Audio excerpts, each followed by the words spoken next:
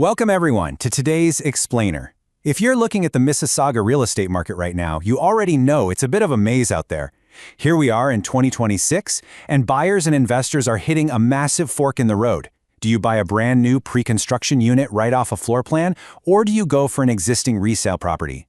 Well, it turns out this choice is about a whole lot more than just shiny new appliances versus established neighborhoods.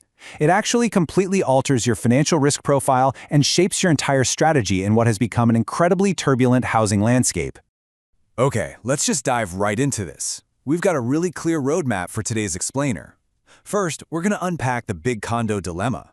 Then, we'll look at the shockwaves currently hitting the market, evaluate the hidden risks of both options, figure out how to choose your ideal path, and finally, wrap up with how to bulletproof your investment. Let's get started. All right, Section 1.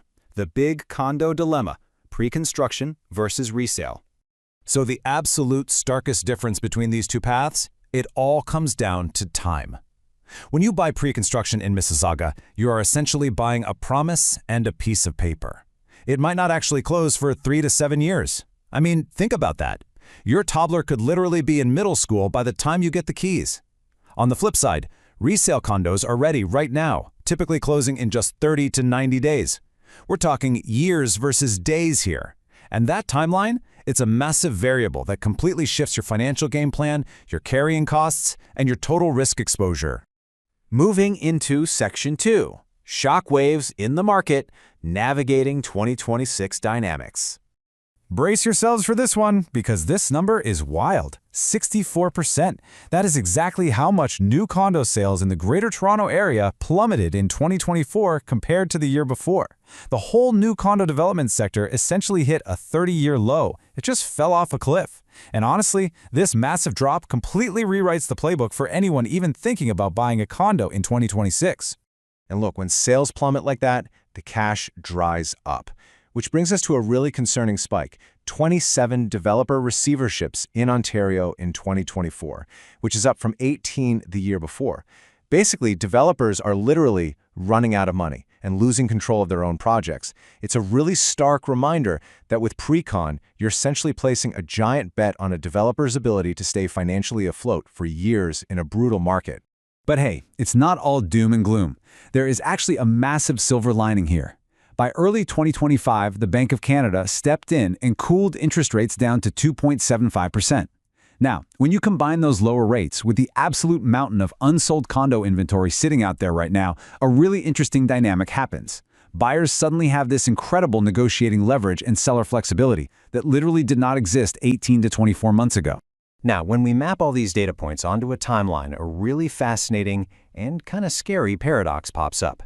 We had that 64% sales drop in 2024, followed by those rate drops in 2025, which gives us the high buyer leverage we're seeing right now in 2026. But look ahead to 2028 and beyond. Because practically nobody bought new builds in 2024, very few completed buildings are actually going to arrive on the market a few years from now. This points directly toward a sudden, severe housing supply crisis. It's like a giant puzzle, and savvy investors really need to understand how these pieces fit together. Let's jump to Section 3, evaluating the hidden risks, transparency versus the unknown. So the crucial point is, how do you actually protect your hard-earned money if a developer does go belly up? Well, the source material points straight to Tarion. Under Ontario's Condominium Act, your deposits legally have to be held in trust, and Tarion protects the first $20,000 of your purchaser deposit. Knowing exactly where that safety net begins and ends is absolutely your first line of defense with all these rising insolvency fears. And this brilliantly illustrates the harsh reality of true closing costs. If you go with a resale condo, budgeting an extra 2 to 3% usually covers your immediate expenses. Pretty straightforward, right? But for pre-construction, you're going to need to budget an extra 4 to 5%. We're talking development levy adjustments, HST considerations, utility connection fees, and of course, those dreaded occupancy fees before the final closing. It's the kind of hidden fine print that can quickly add tens of thousands of dollars on top of that beautifully advertised sticker price. Because of all these unpredictable unknowns, you've really got to adopt a strict risk assessment framework if you go the pre-construction route. You have to verify the developer's specific track record. Have they actually finished GTA projects on time before? Check their receivership history thoroughly. And crucially, compare their asking price per square foot against recent resale transactions in that exact same neighborhood. If they're charging a 15 to 20% premium over an existing unit right across the street, yeah, that definitely warrants some raised eyebrows. Okay, Section 4. Choosing your ideal path, aligning needs and timelines. So who should actually take the resale path? Well, it generally aligns best with buyers who literally need immediate housing. Say you're planning to move within the next 6 to 12 months. It is the absolute perfect route if you value total transparency. You get to actually walk through the physical space, you can hire an inspector to check the real structure, and you can look at actual historical maintenance fees instead of just relying on optimistic projections.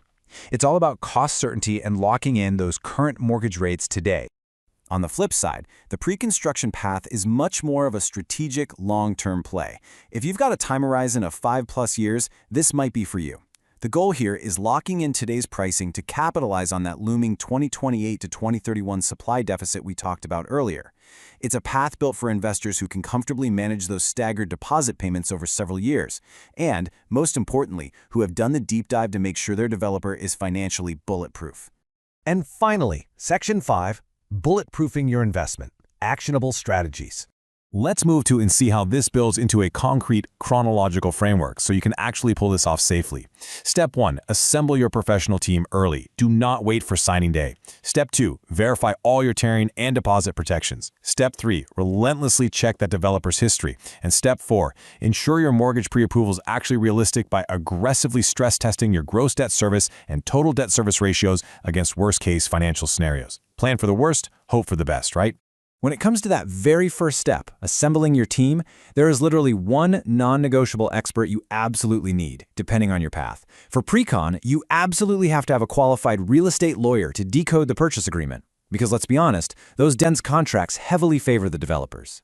For resale, your best friend is a certified home inspector. They comprehensively evaluate the physical bones of the property so you aren't completely blindsided by some massive unexpected repair bill your first month in. Ultimately, the big takeaway here is that neither option is universally superior. We are navigating a really complex market right now, but 2026 heavily favors the informed buyer. It rewards the people who understand the risks, do the legwork to verify stability, and prioritize a secure, calculated outcome over just rushing to sign a deal.